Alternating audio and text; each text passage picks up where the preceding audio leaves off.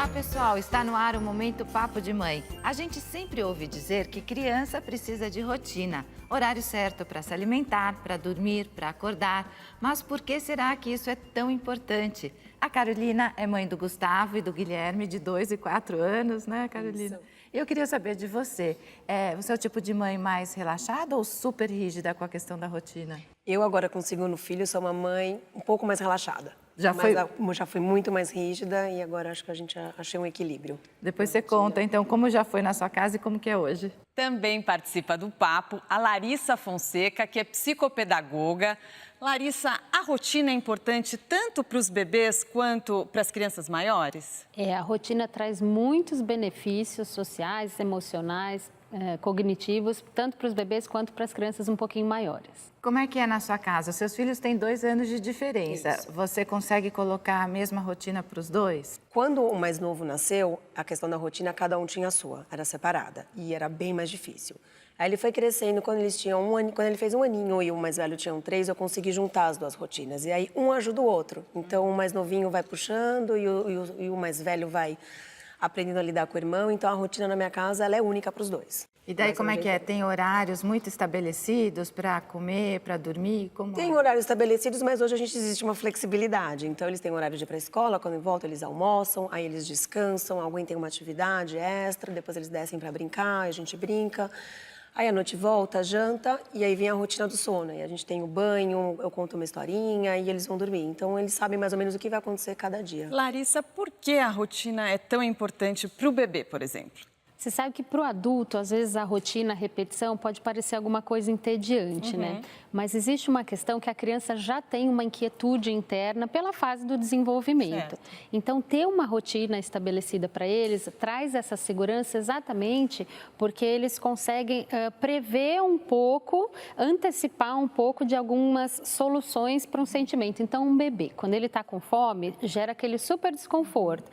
Então, ele chora. Quando ele já sabe que daqui a pouco ele vai mamar, que quando ele tem essa rotina da alimentação, isso quase que traz uma tranquilidade maior, porque antecipa um pouquinho. É uma segurança, né? ele vai descobrindo aí o desconhecido. Isso, é um modo mais fácil deles lidarem com esses desconhecidos, porque eles já têm essa inquietude interna, então para eles não é entediante, dá segurança. E para as crianças um pouco mais velhas? Para as crianças um pouco mais velhas também, porque daí eles conseguem se acalmar nessa agilidade toda que eles têm. Eu fico pensando até para uma criança um pouco mais velha que a organização é importante até para o desempenho escolar, né? Você ter uma rotina em casa, de fazer lição de casa, de dormir cedo. De compreender que tem hora, que então agora eu não queria parar minha brincadeira, mas eu sei que depois eu volto à brincadeira, então eu tenho o horário de brincar, eu tenho o horário de fazer isso, fazer aquilo. Então isso tudo vai dando essa tranquilidade e organização interna para as crianças. A que horas que eles vão dormir? Os meus filhos vão para a cama às 8 horas. E daí eles acordam a que horas? Entre 7, 7h30, porque eles vão para a escola de manhã. Aí, por exemplo, fim de semana, você deixa quebrar um pouco a rotina ou você continua? Hoje deixa. Então, o horário não é tão mais rígido, pode dormir até mais tarde, no outro dia também. Então, eu acabei quebrando a rotina do final de semana. Eles entendem que é o final de semana. Daí então, já entra na rotina do fim de semana.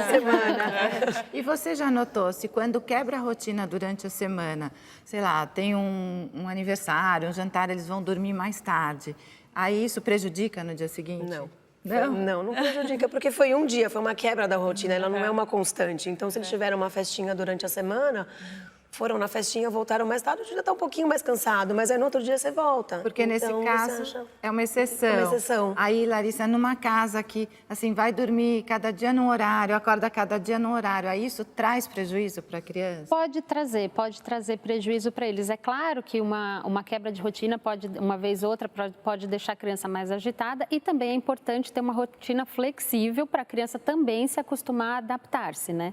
Mas não ter uma rotina, cada dia as coisas acontecem de um jeito, você acaba amplificando essa inquietude da criança, deixando a criança um pouco mais agitada, um pouco mais dependente também, porque ela nunca sabe o que vai acontecer ou o que ela tem que fazer. Então, ela acaba ficando um pouco mais dependente, às vezes um pouco mais insegura, isso pode acarretar a falta de rotina. Pode ter um prejuízo a longo prazo, conforme ela vai crescendo. A própria organização interna dela, né, o comportamento, o que ela aprendeu em relação a essas organizações. Então, a rotina também é um aprendizado interno para ela em relação relação à vida. Né? Não é só aquela coisa, eu sei o que eu vou fazer ali, é também um modo dela organizar as estruturas internas, que aí no futuro ela vai transpor para a vida em geral. Tá bom, olha, a nossa conversa continua no próximo bloco. Fique com a gente aqui no Momento Papo de Mãe.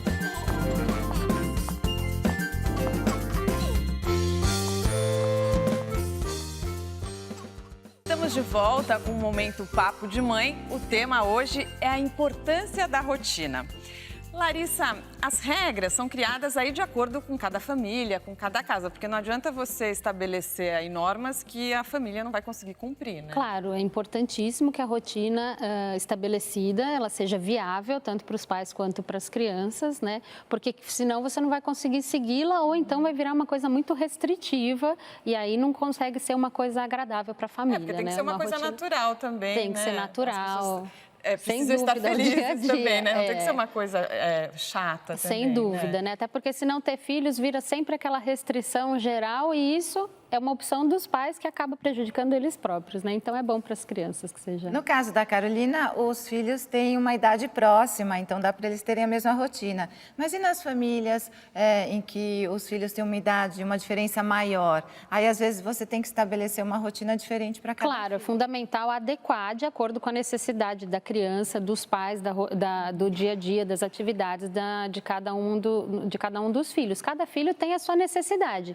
Então não adianta a gente colocar ali em casa, eu faço o mesmo para os dois, porque cada um precisa de uma coisa diferente. E muitas vezes, Carolina, os pais não conseguem participar da rotina dos filhos, né? Porque às vezes os pais têm uma rotina diferente, trabalham ou têm alguma atividade, né? E aí tem que se adequando, né? Como que você faz? O que eu acho importante, a gente faz lá em casa, é pelo menos participar de algum momento da rotina deles. Então, seja, sei lá, consegue dar o banho, você dá o banho. Se não você não conseguiu, conta uma historinha. Então, algum momento do dia, a gente tenta fazer parte, tanto eu como o pai. Então... Vocês fazem todas as refeições juntos? Não, eu consigo fazer o almoço com eles e no final de semana a gente consegue fazer o café da manhã, almoço, jantar. Mas durante a semana, geralmente, é só o almoço. Então, as crianças jantam um pouco mais cedo do que nós e o café da manhã é mais corrido porque eles saem para a escola, então é um leite correndo, não é aquele momento de sentar e conversar.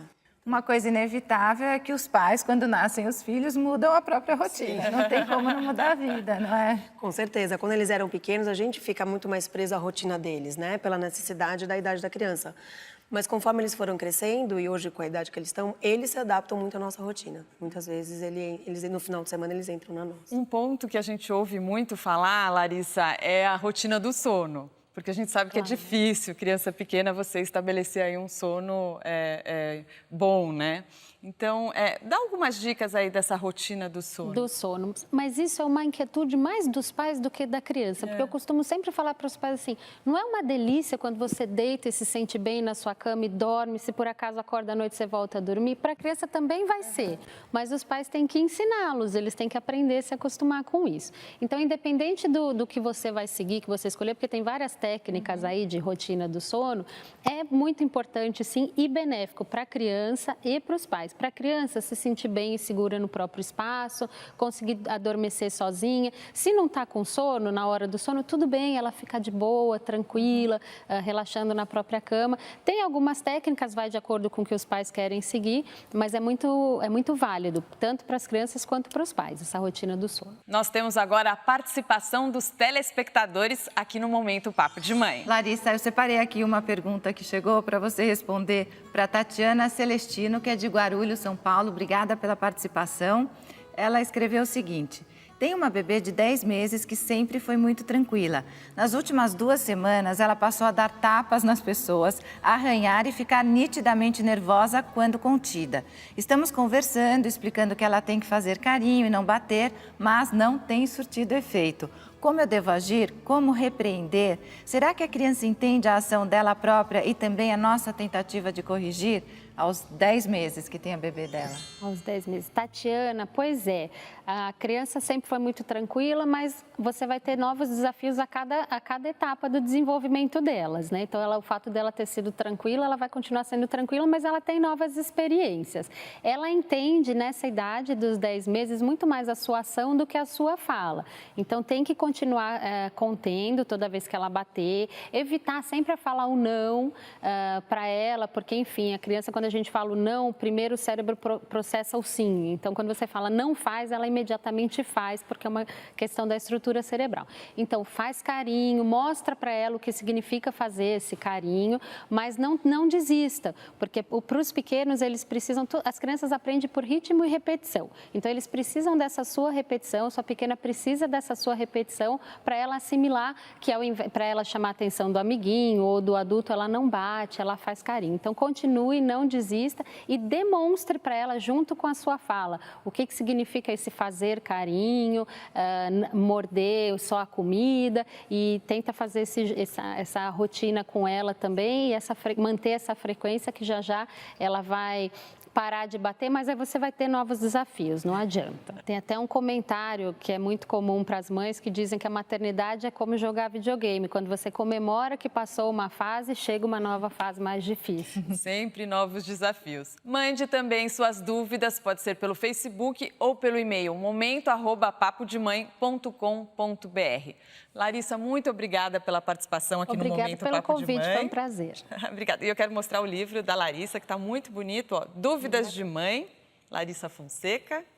Dicas são sempre bem-vindas, né? Sempre bem-vindas, né? Esse livro, ele aborda várias questões aí da infância e do universo infantil. Quero agradecer a Carolina também. Obrigada a você. E você viu que tem muito desafio ainda pela frente, né? O game over tá longe ainda. Já começou a fase das birras? Já. Mas isso é outro programa. Tá bom. Olha, o Momento Papo de Mãe fica por aqui. Até a próxima. A gente se vê na cultura. Até!